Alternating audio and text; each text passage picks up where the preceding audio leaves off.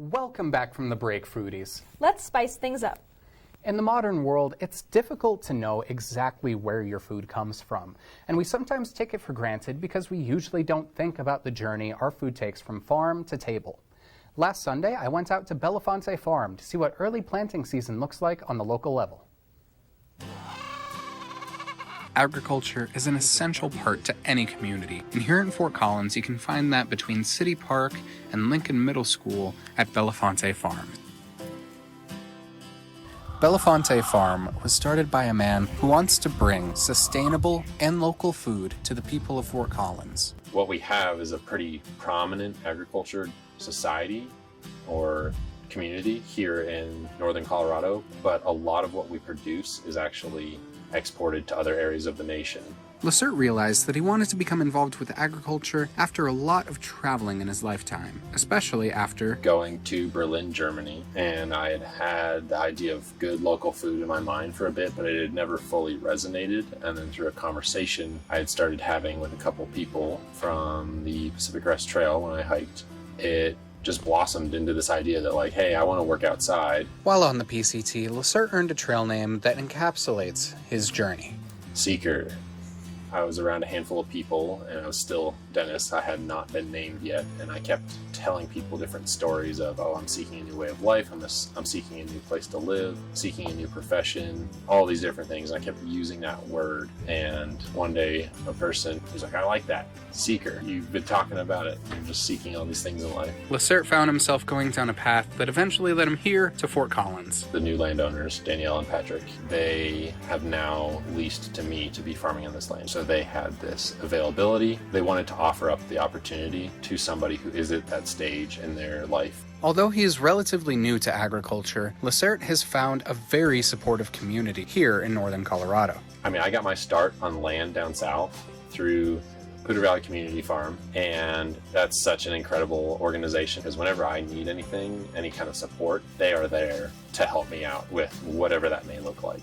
The tunnel was put up with their help.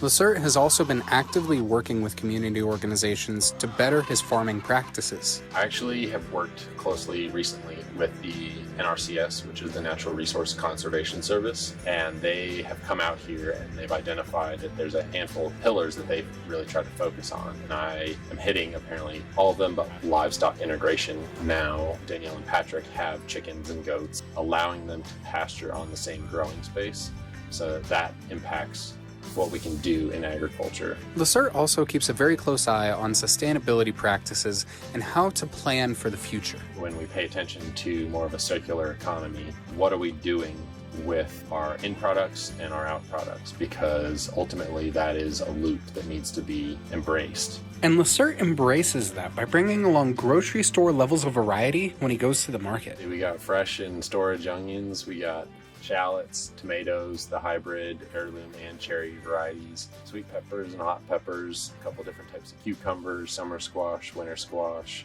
kale, chard, collards. All in all, it ends up being about 40 different types and over 100 different varieties.